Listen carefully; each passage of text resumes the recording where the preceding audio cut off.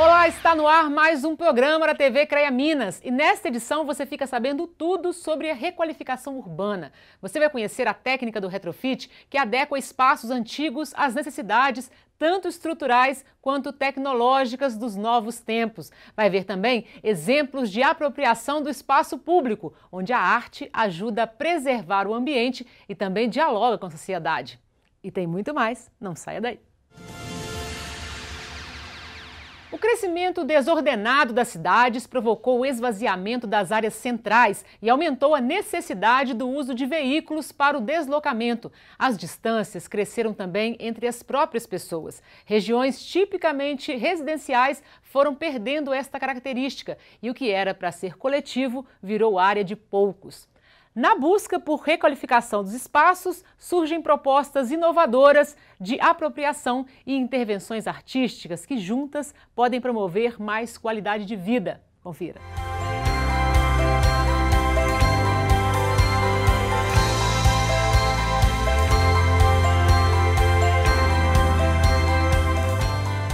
Quando se fala em apropriação do espaço urbano, muita gente pode achar que se trata de uma invasão.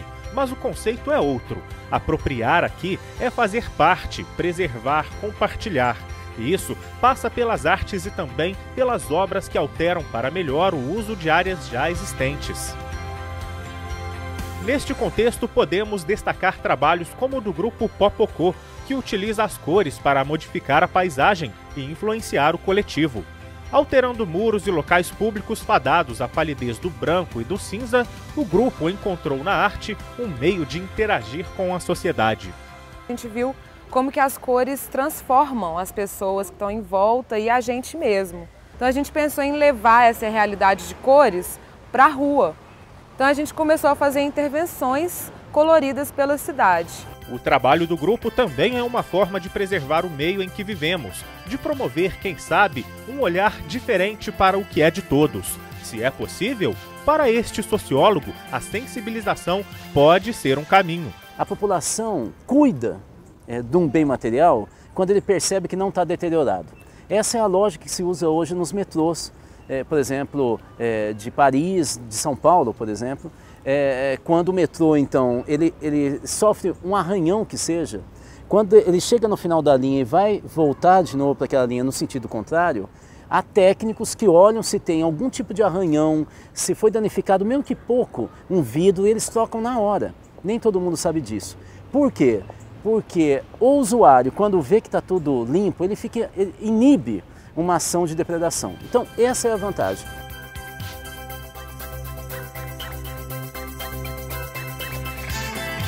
Neste muro que fica no bairro Serra, região centro-sul de Belo Horizonte, escamas de peixes não foram desenhadas por acaso. Debaixo do asfalto corre um rio que foi canalizado e que hoje deu lugar a esta rua. Uma forma de fazer com que a arte desperte a consciência de quem passa pelo local. Várias ruas de Belo Horizonte são canalizadas, são rios canalizados, onde estão os nossos rios, então... por exemplo, essa é nesse sentido, assim, e não caberia esse tipo de intervenção em outro lugar que não na rua, né? Outro modelo de apropriação da cidade que tem dado resultado é a transformação de estruturas abandonadas. Muitas ganham nova utilidade, nova roupagem e atraem novos públicos. A questão é que tem que ser feito isso. A questão é que nós não temos por que valorizar a destruição, o uso inadequado, a depredação, ou seja, isso é pouco social também. Não é? É evidente que você tem que ter uma intervenção. A única questão que fica é, para quem? Você faz isso para o uso de quem? Né? Você tem um recorte aí de classe? Será que o mercado, de novo, não está mandando demais sobre um espaço que é público? Mas Mariana acha necessário intervir e preservar. Estudante de artes plásticas, ela transforma as ruas com o que aprende em sala de aula. Tem essa importância, assim, da gente sair de casa e ir para a rua e ocupar esse espaço que também é nosso, né? Ao sair desta estação de metrô, que fica bem no centro de Belo Horizonte, os passageiros passam por paredes, corredores e escadas multicoloridas. Detalhe que desperta a atenção de quem está acostumado com a frieza da selva de pedra. Não fica aquela coisa morta, aquela coisa triste. Ah, é bom, né? Ainda mais para subir essa escada aqui, dá até um ânimo a mais. Se olhar as cores assim, dá vontade de melhor. Com certeza chama mais atenção, né? Tirando a pichação, é uma coisa legal. Aqui nós não estamos, na verdade, defendendo corporações ou grupos, nós estamos discutindo a cidade, portanto, o espaço público. Eu acho fantástico. Você viu aí como as intervenções artísticas podem ajudar no processo de requalificação urbana. Agora vamos saber como a área tecnológica também é importante neste contexto. Aqui no estúdio eu recebo o engenheiro civil Alexandre Deschamps, especialista em reforma e presidente da Associação das Empresas de Reforma Predial de Belo Horizonte e também diretor do IBAP, que vai falar com a gente um pouco sobre esse assunto. Alexandre, prazer tê-lo aqui. Prazer, mãe. Então, essa questão de requalificação urbana envolve sociedade, a gente viu aí os artistas, a parte tecnológica. É importante essa requalificação urbana nesse momento atual? Exatamente. Eu creio que é muito importante porque com a escassez de áreas, né, para se edificar e tudo, é muito importante a revitalização das áreas, né, para trazer a população de volta para elas. Né? Porque, na verdade, com o crescimento das cidades, né, e muitas cidades às vezes cresceram de forma desordenada, as pessoas ficaram muito distantes do centro, né, as cidades cresceram em comprimento, assim, e o centro acabou ficando de difícil acesso até a mobilidade envolve essa questão. Então, hoje, eu acredito que o poder público esteja preocupado com isso, né? Exatamente, quer dizer, mesmo porque também as edificações, né, do centro da cidade são edificações que já estão deterioradas, são edificações mais velhas, né, tem áreas, inclusive, já bem degradadas, né, que precisam realmente de uma intervenção para que a gente possa, né, readaptá-las e trazer a população de novo para ela. Por exemplo, a gente tem ali na área da Savassi, aqui em Belo Horizonte, que teve uma operação ali consorciada ali, né? Fala um pouco desse trabalho para a gente. É importante isso nesses grandes centros, principalmente comerciais, né? A Savassi, ela teve essa intervenção, eu creio, teve um foco mais comercial, né? Ela foi revitalizada, né? Porque ela já estava também se tornando uma área já um pouco degradada devido à grande utilização que tem, muito comércio. Então, os órgãos públicos, né, fizeram uma intervenção lá, melhoraram, inclusive, infraestrutura, fechando ruas, né, e etc. e tal, e trazendo para ali o comércio, né, novamente, que já estava com desinteresse pela área. Então, acho que principalmente a área comercial ficou... Sim, teve-se uma vantagem muito grande com essa revitalização que foi feita ali na área. Agora, esses grandes centros também têm alguns imóveis que são... Queria que você faça um pouquinho até com questão da legislação disso. Tem alguns imóveis que são tombados pelo patrimônio histórico, por exemplo, e aí eles ocupam, às vezes, um quarteirão inteiro. E aí tem a questão de poder construir prédios ao redor mais altos. Como é que funciona isso? Como é que esse prédio, esse imóvel antigo pode ajudar na construção de imóveis mais altos, vamos falar assim, no centro, e aproveitar melhor esses espaços? Esses imóveis mais antigos, os imóveis tombados, quer dizer, eles têm que ter um estudo mais minucioso para ver o que pode ser feito, né? Com relação ao imóvel que não é tombado, se a lei de uso e ocupação do solo permitir, você pode fazer uma construção de uma área maior do que a que hoje existe nele. Caso ela não permita, né, já existe um processo junto aos órgãos do poder público que você faz como se fosse uma troca. Você adquire uma outra área verde num outro local, no compromisso de manter essa área verde, e com isso você conseguir ocupar uma área até maior do que a lei de uso e ocupação permite. Porque também tem bairros, na exemplo, Buritis, né, que eles fizeram uma legislação ali para evitar tanta construção. Isso também é requalificação, na verdade um planejamento mesmo da cidade. Hoje, né? Por exemplo, você vê o Buriti está muito povoado, né? E o que é que ocorre? Nós está até em estudo uma modificação na lei de uso e ocupação exatamente para isso, porque para ver se minimiza a quantidade de construções e edificações nessas áreas muito povoadas, né?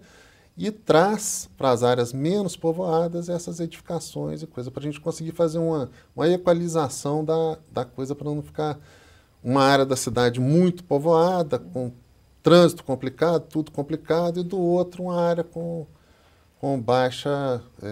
baixo número de habitações e tal, com pouca gente e com pouco trânsito. Na reportagem a gente viu o sociólogo, ele estava falando da questão que as pessoas também aprendem a cuidar do que está preservado. É uma forma de sensibilização. Isso que acontece na Savassi, o lugar também virou local para exposição artística, né? A gente viu as Mônicas lá, estava enfeitando aquela área. Essa intervenção, o poder público pensando a revitalização, junto também com a sensibilização das pessoas, a questão artística, isso tudo pode favorecer até para a segurança, né? E qualidade de vida naqueles locais, né? Sim. Exatamente, porque essas áreas que não sofreram, não passaram por uma revitalização, áreas assim, principalmente que estão dentro da Avenida do Contorno nossa, né? Que hoje já quase pode se considerar que é uma área central, né? A área da Avenida do Contorno. Então, quer dizer, ali várias áreas têm que ser requalificadas, têm que ser revitalizadas para trazer, porque tudo que agrada aos olhos, né, agrada também o coração, como diz o outro. Então, quer dizer, as pessoas ficam incentivadas a ir, a passear lá, a visitar. O caso da Praça da Liberdade, por exemplo, né? Revitalizaram o entorno da Praça da Liberdade. Você vê gente ali o dia inteiro caminhando. Exatamente, o dia inteiro. A pessoa se apropriou do espaço, né? Expondo, exatamente. Então é a questão da apropriação mesmo, né? E tem áreas que necessitam que sejam feitas intervenções como estas, por exemplo, a região ali da Praça da Estação, o Guaicurus, né?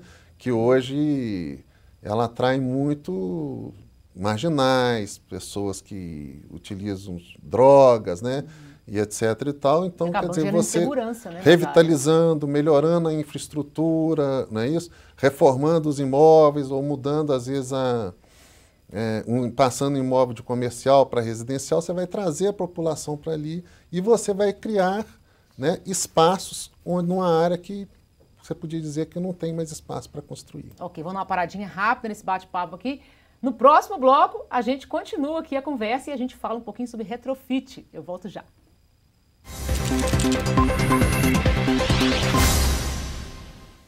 Existe uma área da engenharia que cuida da mais essencial das nossas necessidades. Ela está em cada etapa, que envolve a qualidade e a produtividade das nossas lavouras, rebanhos e produtos agroindustriais. A agronomia. Ela também estuda o uso sustentável da nossa flora e fauna e atua na preservação do meio ambiente. Agronomia e CREA Minas. Avançar com visão do futuro. Existe uma área fundamental para que a vida funcione e cada um tome a direção correta.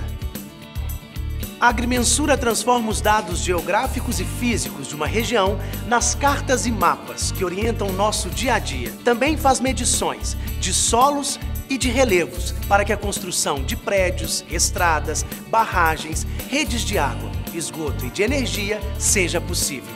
Agrimensura e CREA Minas. Avançar com visão do futuro. Estamos vivendo um momento único. Mais do que nunca, é hora de debater e encontrar caminhos para questões fundamentais. O papel de cada um é muito importante. O CREA já está fazendo a sua parte.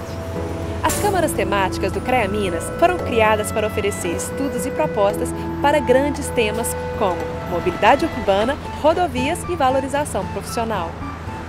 Uma valiosa contribuição para um futuro mais justo e economicamente sustentável. Existe uma área que, de alguma forma, está relacionada a tudo o que acontece à nossa volta. Ela projeta e executa edificações, pontes, viadutos, estradas, barragens e toda a infraestrutura urbana. Seu trabalho também é fundamental para proteger o meio ambiente dos impactos causados pelas atividades humanas. A engenharia civil é a concretização de muitos dos nossos sonhos. Engenharia Civil e CREA Minas. Avançar com visão do futuro. Estamos vivendo a era da conectividade. Um tempo onde a informação é tudo. Estar preparado é fundamental. O CREA acredita nisso. O CREA Minas facilita o acesso, amplia a troca de informações e atende cada vez melhor a sociedade, as empresas, aos profissionais da agronomia, da engenharia e das demais áreas tecnológicas. São muitos os canais, escolha o seu. O que é preciso para que novas minas sejam descobertas?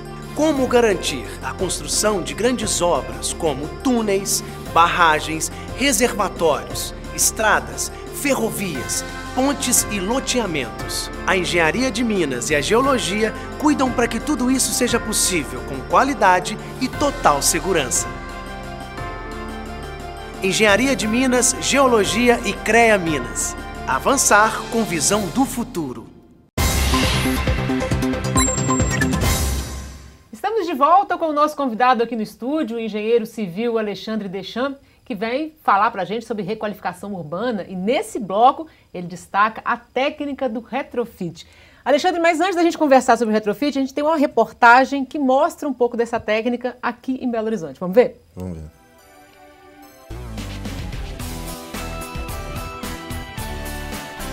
Pelas ruas das cidades, principalmente dos grandes centros, é comum observarmos prédios vazios ou mesmo abandonados. Muitos deles já não atendem mais às necessidades para as quais foram construídos. E há também o problema do desgaste do tempo. Então, o que fazer?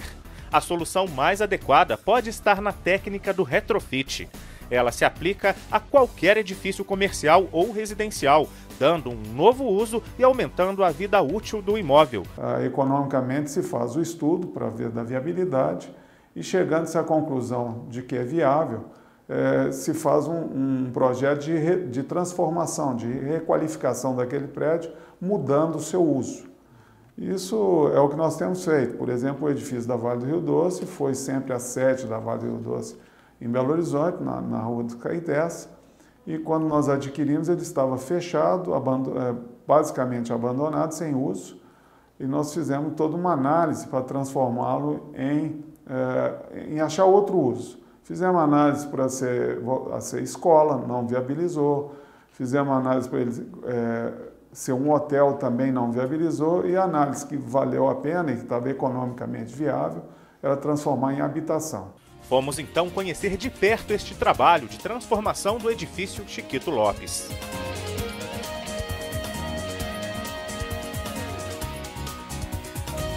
Com o retrofit, agora são 167 apartamentos. Na fachada e na portaria foram poucas modificações. As portas dos corredores também são as mesmas de antes e os elevadores foram trocados por outros mais modernos. Segundo o subsíndico, que também mora aqui, o interior dos novos ambientes, estes sim mudaram bastante. São apartamentos pequenos, mas que oferecem conforto e praticidade. É um espaço para uma, duas pessoas assim, suficiente. Então, assim, o prédio tem essa característica mesmo de um flat. Outro exemplo de retrofit é o famoso edifício Balança Mas Não Cai, situado bem na esquina da Rua Tupis com a Avenida Amazonas, no coração da capital. Ele foi erguido em 1945 e, além de pequenos apartamentos, contava com salas comerciais e mais de 160 lojas. Há anos estava abandonado, invadido por moradores de rua e tomado de entulhos. O empresário Teodomiro Diniz conta que apostar na nova técnica foi a melhor saída em custo e benefício, mas lembra que retrofit não é apenas reforma. Toda a hidráulica é renovada, toda a elétrica é renovada, telefonia, a parte de energia, né? Para habitação, às vezes é possível fazer aquecimento solar, os prédios comerciais não têm isso, então é tudo novo do ponto de vista das instalações. Em andamento no centro da capital, mais um prédio está sendo retrofitado. Este antigo hotel agora será um residencial, que é uma das principais características do retrofit, atribuir nova utilidade ao imóvel antigo. Às vezes você tem desafios bastante significativos. Por exemplo, colocar um elevador novo num prédio que já exista. Para que isso possa ser feito, às vezes tem que fazer uma fundação. Uma fundação vai ser feita debaixo de laje. Então, esse é um desafio de uma obra a ser adequada. É o que nós estamos fazendo, por exemplo, no edifício Excelsior. Depois de passar por ajustes, incluindo parte elétrica e hidráulica, o edifício fica novo por dentro. O resultado é impressionante. Outra característica desse tipo de projeto, pelo menos aqui em Belo Horizonte, é que todos os prédios readequados até o momento estão no centro da cidade. Tudo adaptado de acordo com a legislação vigente. Essa reforma que você vai fazer, ela tem que seguir a lei de parcelamento, uso e ocupação do solo, os parâmetros urbanísticos existentes hoje para uma edificação nova. Algumas regiões são proibidas de receber empreendimentos comerciais, outras são liberadas, tamanho de cômodo, número de vaga de garagem, área de circulação, corredor, etc. Então tem vários parâmetros aí que vão envolver na hora que você está fazendo um retrofit. Para o presidente da Câmara de Mercado Imobiliário, o importante é a valorização da área central e também do imóvel retrofitado. Esses imóveis hoje, eles têm não só um valor maior de venda, mas como eles têm liquidez, porque eles se tornaram atualizados. O retrofit teve origem nos Estados Unidos e na Inglaterra, onde os centros também já não comportavam mais novas construções. Por isso, foi preciso readequar as já existentes e abandonadas. Retrofitar também significa deixar de demolir ou acumular entulho, ou seja, tem também uma importante contribuição ambiental e social.